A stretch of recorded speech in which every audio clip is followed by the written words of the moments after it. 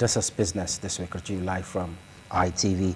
All right, now we'll dive into a critical issue where we'll be discussing things affecting our nation's health, financial health, as it were, including government spending habits and the impact of wasteful expenditures.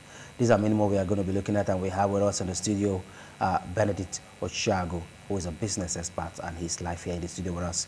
Good afternoon, and good to have you, Benedict. Good afternoon, DPO. Good afternoon to our viewers out there. It's a pleasure, as always, being here.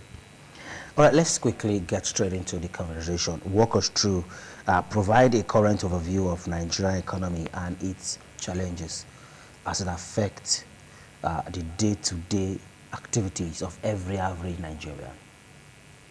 Well, Praise, if you're asking me to provide an overview of Nigerian economy right now, is a bit tasky because we run an economy that is shredded in secrecy, propaganda, and lack of economic transparency. But there are a few things that are there, according to the National Bureau of Statistics, about our current debt, external and internal debt profile. That amounts to 121 trillion naira, which is not a good indices for a nation. And then we already knew before now that it was going to get to that level, because when you borrow, especially the external debt, you borrow in dollars. And then when you borrow those money in dollars, if your economy in terms of the exchange rate is not stable, as much as your currency nosedives, your debt profile will increase vis-a-vis the exchange rate, because when you are going to pay back, when you are servicing, you service according to the current exchange rate. And so automatically, when you begin to struggle with your currency, stability in your currency, automatically your debt servicing and your debt profile will definitely shoot up. And that is exactly what we are seeing. And then again, there is a whole lot of borrowing as well. And then you go to inflation rate. For food is about 40.6% right now, which is not a very good indices for us. And then you talk about other commodities, other item, group of items together, you talk about 33% inflation, which is not something to be proud of as a nation. So there are a whole lot of other things. And then you wonder where we are going as a nation. Of course, when you look at the economy also, in sincerity, if you follow it in between the lines, you will see a few positives. But the problem we have with those positives is that they are accidental. They are not. There are no framework for sustainability. Sometimes some of those positives are. You will be very much afraid to plan around it, because over time they've not been this track record of sustainability. For example, I think that should be in April, the exchange rate, there was a kind of crash in the exchange rate, and then the naira gained against the dollar, but that didn't last more than 2 weeks. And while we were trying to gather momentum, trying to see a few transactions we can do, we now find out that automatically within the next 3 weeks, back to where we came from. You get so there's this there is this trajectory of lack of sustainability in terms of the economic framework, and that is the major problem I feel Nigeria is having, and that's why you see that multinational companies are leaving Nigeria, because every multinational company want to project, every multinational company want to make futuristic business projection and statements. And then when you have an economy that is quite unstable and is always in a kind of pendulum, today here, tomorrow there. So as a multinational company, you are there to make profit. If you cannot make right projection, if your projections are not sustained because of government policies and inconsistencies, then you will not be able to stay in business. That's why you see a lot of these multinationals leaving right now. So in overview of the economy, in as much as as I said earlier, there are few positives to take home, but also the negatives are overwhelming. That's why sometimes it is very difficult to see some of those positives because the negatives are quite overwhelming. Talking about some of the things you talked about, just recently, the presidential fleet of jets, they need a quick overhauling. Yeah. And there's this back and forth. We are yet to get the true side of either party's story, that there's a move to get a new private jet for the president and the vice president. However, the government is actually maintaining some jet, about 5 or 6 or thereabout. Nigerians, some stakeholders are actually saying this is a way of wasting the hard-earned resources of the nation. You don't keep too much fleet of private jets for the president and the vice president respectively, you know, and maintaining these aircraft and this jet and the helicopters, it costs billions of naira, billions of naira. So some stakeholders are saying this is just a means of wasting the common resources of everyone.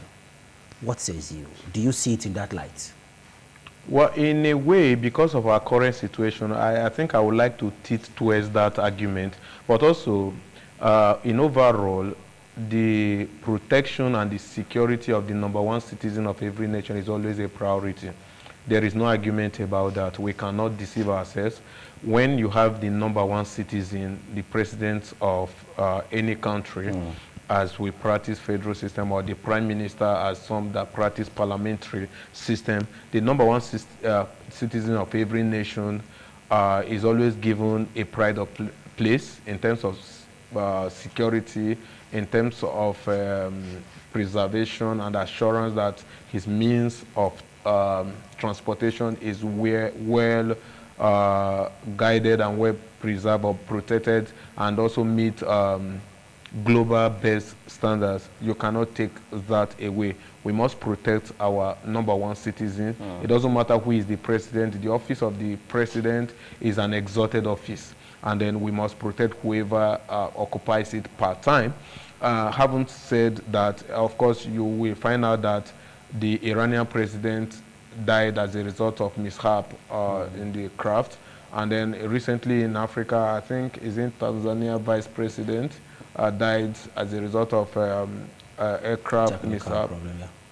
So all of those things may have necessitated the need to begin to check and reevaluate the means of Nigeria. But also, when you look at it, a lot of presidents have been using all of those fleets. When did it become? Because there are always a period of analysis. There is always a period of concern where you report to the National Assembly, there's need to do this, there's need to do this. When did this, in terms of when did they start noticing, when did they start to notice all of these things that need to be serviced, and maybe there are some quarters that they want to change the aircraft of the president and that of the vice president. A lot of presidents have used all of those things without any complaint. And then again, we are struggling right now to be able to meet up economically. If we don't tame our wastage, then it becomes a problem. And then you see the speed. One of the heartbreaking, I'm looking for the want of words, the heartbreaking scenarios in Nigeria right now is that the speed at which these things go through the National Assembly without due consultations, without due questioning, without due analysis, and then you begin to wonder who are those in the National Assembly. They are supposed to be representing the heterogeneous nature of the Nigeria populace, and then nobody asks relevant questions, nobody makes relevant probes to be able to checkmate the executive and their actions and decisions. So it is quite concerning, but that is where we have found ourselves. And then when you talk about economic wastage, that is the part of it. Recently, they built or renovated the vice president's apartment for, I think, over 15 billion naira, and an economy about 22 billion. Yeah, in an economy where you are telling people to endure, and you are renovating vice president. So what is the impact of all this wastage? All right. Does it have any direct impact on the economy? Does it have a way affecting the inflation rate too?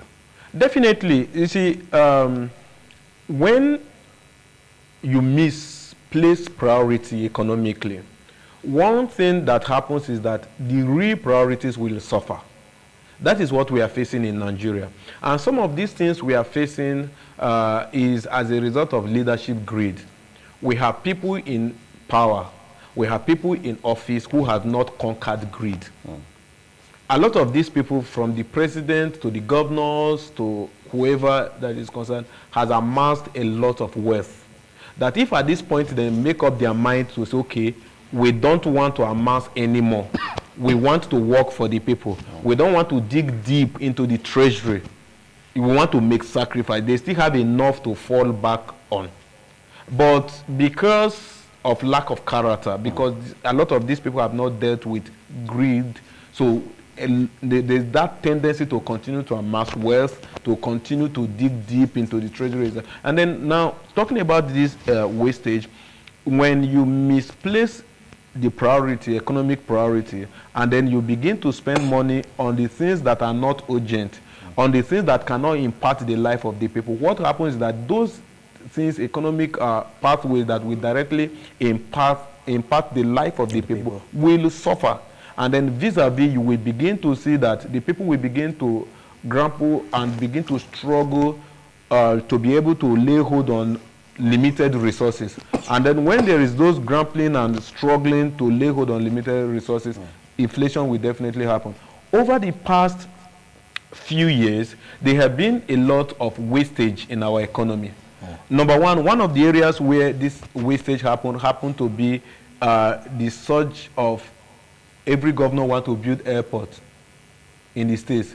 For example, Delta State built an airport in the last 10 years.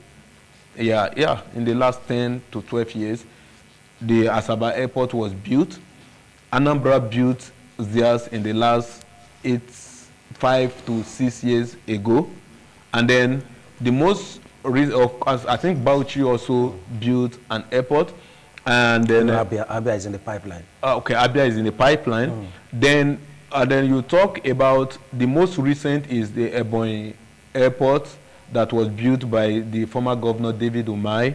And then recently there is a projection by Zamfara state government that they want to build an airport that will cost 60 billion naira.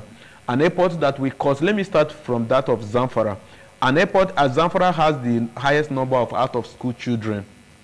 Zamfara has the highest number of poverty rate in the country, if not the highest or the second. Zamfara has the highest insecurity problem in Nigeria. Zamfara has a lot of problem in Nigeria, and the same Zamfara want to build an airport. What are you building airport for of 60 billion?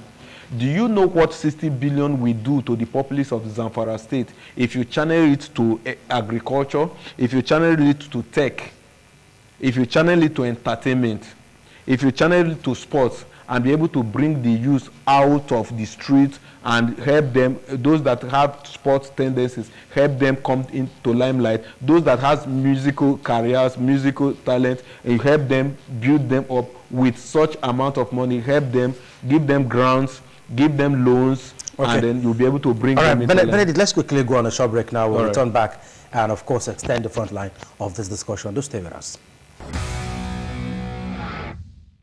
All right, welcome back from that break. If you're just joining, this is Business This Week, reaching you live from our global headquarters. Before we went on the break, we're actually looking at the direct impact of government wasteful spending. And of course, Benedict Ochago has been taking us through an insightful response where he actually gave us analysis of how state governments try to build airports in some states that are still struggling to take care of the needs of the common man in those states. Let's return back now to Benedict Ochago and let's go on from where we stopped. You were actually giving us analysis of Zamfara State. Yeah. How you said Zamfara have the highest number of out-of-school children. They are Poverty ravaged with indices insecurity, ravage, insecurity. and all that. And what is the need of having a 60 billion airport? So let's take it up from there. Yeah, so like I was saying, that money, that 60 billion can be diverted into tech, bringing the youth out of the villages and incorporating them into the tech world. Then those in sports, you help them come into limelight. Then those in entertainment, you help them. Those that are doing small and medium scale enterprises, you give them grants and loans and help them so that in the next 5 to 10 years, you will be able to have at least a robust system. Then again, you can also, because when you bring out, one of the things that is causing major insecurity in Zamfara is poverty. By the time you bring the people out of poverty and incorporate them into tech, into entertainment, into sports, into SMEs, and all of those things, you will find out that these things are not automatic. You'll find out that in the next 5 years, in the next 10 years, a lot of people will begin to withdraw from crime. When they've seen the light of when good they see education. those that, not just those that are directly involved yet, but those that are not, that they think the scheme has not reached, we have hope that, okay, it means that if I subpedal on this criminal act, one day this and this, since it happened to this, it will get to my turn. And then you will find out that systematically insecurity will begin to nosedive. And then the politicians and the illegal miners in Zamfara will no longer see enough boys to be using to perpetrate crime. But the government don't want to do that. They want to do bogus projects so that the politicians will gather and go and cut ribbon, because many of them are jobless. It's in Nigeria that you see that they build a presidential vice president lodge, you see Senate president and every House of a Rep member going to cut ribbon for a house, because these people don't have job. They are not taking the thing as a serious business. So those are the things. Then again, you talk about another one I would like to immediately talk about. Ibadan currently is saying they want to build international airport. They say they've gotten clearance from federal government. Why are you building international airport? You have Lagos international airport. I have a friend in Europe. He lives in Nantes. He flies from Nantes to Paris to take flight to Nigeria. Why will you go? Why will you have international airport in Paris and still have in Nantes and all of that? That's what Ibadan is trying to do. You have in Lagos, you have in Abuja. In all the international airports, so-called international airport in Nigeria, is only two that is fundamentally functional: Lagos and Abuja. So the selling of that of Kaduna. Now all those things are jamborees. So now Ibadan want to become another Kaduna. You want to build international airport. All of those things is so that they will see where to converge and cut ribbon. Cosmetic approaches that is not helping economic development. Then now you talk about Ebonyi, which is my home state. Before the Governor Mai left, he built an airport, a so-called cargo airport for 53 billion naira. The poorest state in the southeast, one of the poorest states in Nigeria. And then you have a governor that is building 53 billion airport in that same state. How many people flies into Ebonyi? How many people can afford a flight from Ebonyi to Lagos or to Abuja?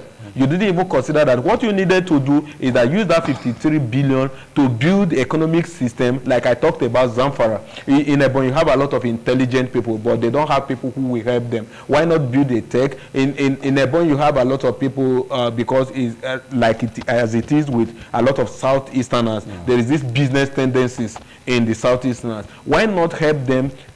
Give them grants and loans, develop SMEs and all of that, their little business, use that money to give them grants and loans. Those that are into sports, help them out to come into limelight. Those in entertainment and creative business, create a creative hub, create a tech hub with 53 billion. Before you know what happened, like I said in Zamfara, the same thing will happen in Ebonyi, that over the next 5 or 10 years, you see people coming out of poverty. Then you will no longer see people that will be used by IPOB to perpetrate crime in the southeast, or especially in Ebonyi State. But these people don't do that. And these are things that is in public domain. These are things that you don't even need to be an economist to know this. Okay. These are things that in normal everyday administration. And then when you do it, the people will be happy. And your name will be engraved in the history book that you were the people that helped your people. But they don't do that. What they do is that they look at a place, they build a road that is not economically viable, because the road leads to their village. The road leads to their wife's community. How many people, agricultural product is coming from this road that will help boost the agricultural sector in this state. They don't care. It's about individuals, it's about it's coming from these senators, this. So then do we now have a strong anti-graft agencies that can try to wade in and ensure that all this wasteful attitude of our leaders is being curbed? Can we have independent anti-graft agency in this country? Can we get to that time? Now, before you talk about it, the people need to take responsibility. You understand? When you see those in power? No. When I say the people, I mean the citizens need to take responsibility. When you hear that the government is trying to carry out, they are seeking permission to build airport, to do this, the citizens have the right to cry out that this is not what we need. Nigerians don't take responsibility for their own life. They don't take responsibility. You see everybody doing as if it's not my business. Since he built cargo airport in Ebonyi State, virtually almost it was the first 4 weeks that they arranged airpiece, take people based on personal arrangement. There you go there. My house is not far from the airport, so I can tell you categorically, my family land and all of they are not far from the airport. I can tell you categorically that nothing happens in that place. It's like a ghost site, and then 53 billion is lying waste. And then agriculture, people don't have food. If you invest part of that money in a very robust agricultural scheme, you will have food. You will be able to feed your state. Every state will be able to feed. But these people don't do it. Edo State is now projected that they want to build another airport in Auchi. What do you need the airport in Auchi for? Not that it is totally out of place if you have built your economy to that level. But you need to concentrate in building the economy. The money you will use to build airport in Auchi, I don't know, it may not happen now, but even in the next 10 years, I don't think there is need for that. Because so what is the role of anti-graft agency? Now, anti-graft agency, they focus mainly on fraud. They focus mainly on corruption. You loot money and all of that. And so because of that, these politicians have to do projects that it will, on a facelift, it will be that this is where we expended the money. And so that these people, because see, the truth is that our anti-graft agencies has become main tool for political opponents. They don't really focus on the real thing. Yahaya Bello is still working on the street of Kogito. They even going to take court injunction that he should be tried in Kogi. Maybe the next injunction he will go to seek for is that he should be tried in his bedroom.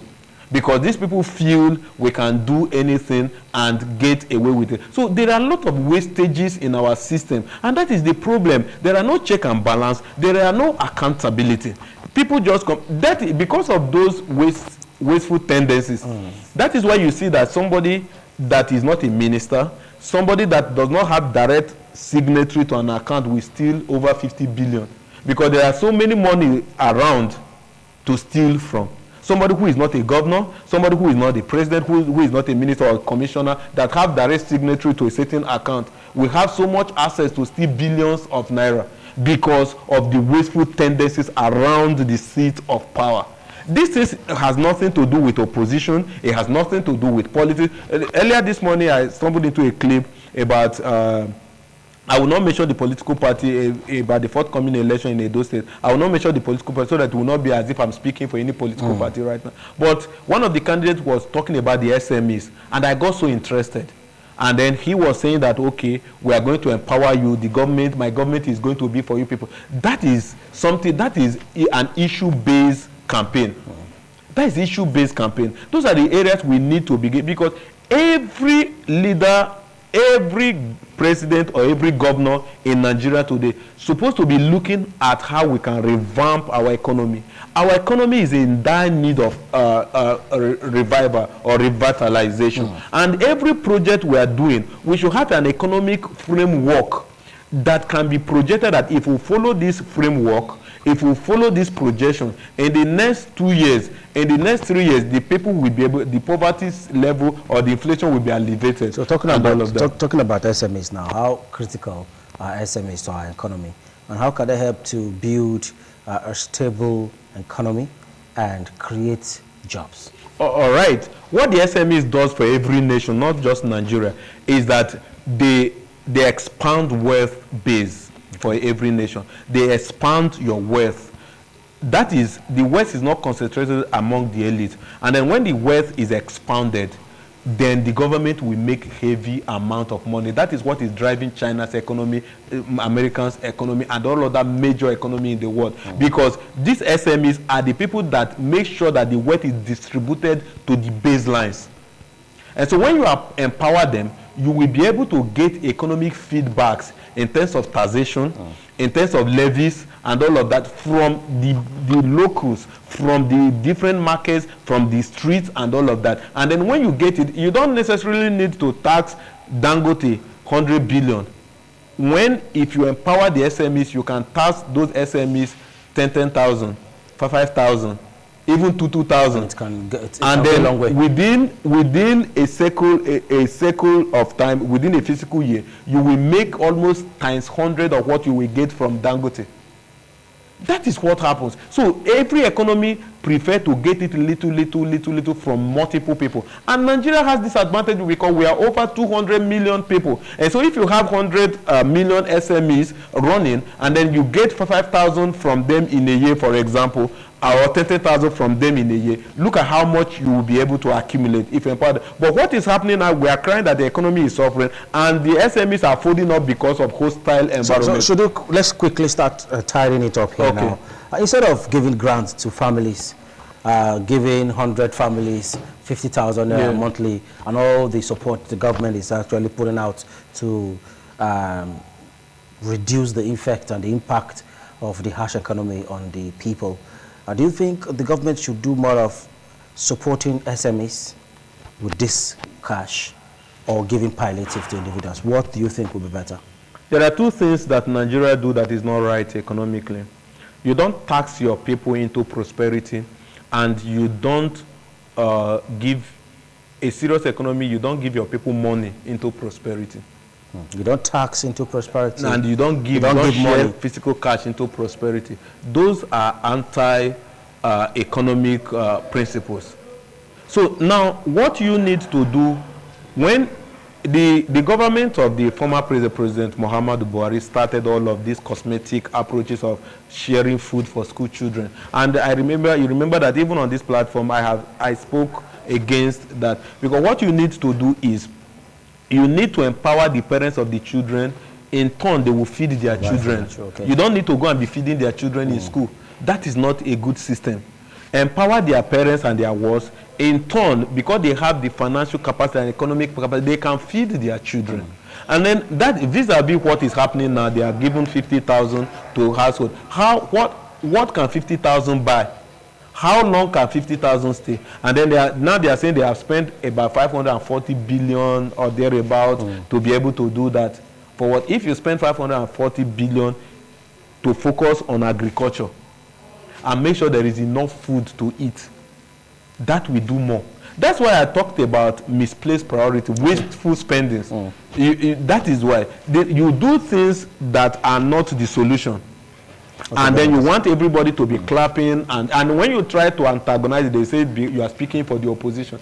Giving money to the citizens is not the solution. The solution is that you need to invest in production, and the easiest production that Nigeria can invest in is agricultural production. We have the land, we have the human capital capacity. We have the land, we have the human. What we just need to do is to get the machineries and the people and get them secured in the farm. So let's quickly look at private sector, which you belong to that class. Yes. What role can the private sector play? Do they have any role to play now? Definitely. What are their roles? Every nation employs more citizens. The private sector employs more citizens than the government. The government cannot employ even 20 or 30% of its citizens. Is not possible. The people that does employment in every serious economy is the private sector. What you just need to do as a government is to empower these private, so give them an enabling environment. Make sure that power is available. Make sure that there is security. Now, let me tell you, there is blessing in our current penury if we take advantage of it. Nigeria, our currency is very low, has nosedived. Of course, you know that the greatest mistake that the Tinubu administration has made is devaluing the naira, devaluing the currency. It's a very huge mistake that we are still suffering and will suffer for a very long time. Okay, right now you have been able to do that. You have done that, as catastrophic as it is. You have done that, but also there are blessings that are positive from it, because every nation will want to come, because when they come with their little dollar to invest there, it becomes big money. When they come, if you come with $1 million into Nigeria now, you will be talking about over ₦1 billion or thereabout. So that is a huge. So it's like you are bringing little, and they come and invest, and you make plenty of money. So there is always that tendency of bigger business people, multinational, looking for economy that is not strong, where their currency is not strong, where they will take, to subscribe, where they will take a little money, and they will be able to establish properly. And then there is the second thing is that Nigeria has almost the lowest pay range in the world, among nations in the world. Nigerians are not paid. Nigerian workers almost work for free. The average worker in Nigeria is paid $3 per a day. That is one thing that attracts foreign nationals, because they want a place where they will get cheap labor. Nigeria has the highest rate of cheap labor. I'm telling you that the big boys you are seeing that they are working for government or working are receiving about $3 to $5 in 24 hours in a day. While in some other nations it is $10 per hour. But for Nigeria, is about $3 to $5. What do I mean? They are talking about minimum wage of, let's say, even say 70,000, which they have not. Okay, let's even assume they propose 62. If by the government, 62,000 naira by the federal government, that is about $3 every day. It's not even up to $3 every day by rate our current currency right now. It's not even up to. It's about $2 per day. That is very high level of cheap labor. So the foreign nationals, if we have security in place, we have power in place, you will see foreign nationals trooping in to come and invest, because they, number one, the currency, they have advantage in terms of currency. Number two, they have advantage in terms of cheap labor. So it can become a blessing in disguise if we tackle the issue of security, if we tackle the issue of power. Those two things, if we can face it headlong, because one of the things that drives the economy is to be able to identify the core areas. So quickly now, where do you see Nigeria in the next?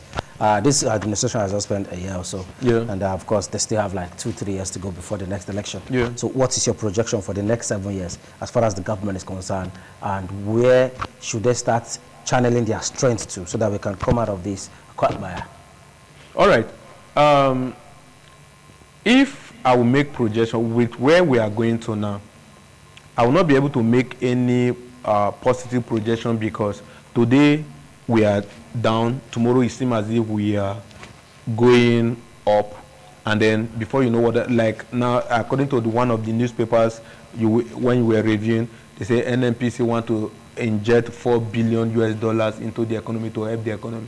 When those $4 billion is injected, on what area is it being injected, we cannot really account for it, because we cannot trust the policymakers of the government to be able to make projections in their line, because they've not been stable at all. They've not, what we have seen around the corridor, the economic corridor, is propagandas, is projections that has not been sustainable. And so for me, sitting here to make any projection, it will not really be a positive one. But I believe that if we channel all of this investment, number one, into agriculture properly. First, a country of over 200 million people should first of all be able to feed themselves. If we can feed ourselves, then we can begin to discuss prosperity. Thank you so much, Benedict Ochiago. We appreciate you for always coming on the show. Yeah, it's always a pleasure. All right, that was Benedict Ochiago. He just helped us out in our Nigerian economy and how we can come out of it. Beautiful insight there. And we will be having him much later again, so that we can look at some other aspects of our economy. He's a business expert, political analyst, and also a strong clergy. We'll be seeing him next time. My name is Daniel Perez Osedebame. I will see you on the next edition. Do enjoy the rest of your weekend, and bye for now.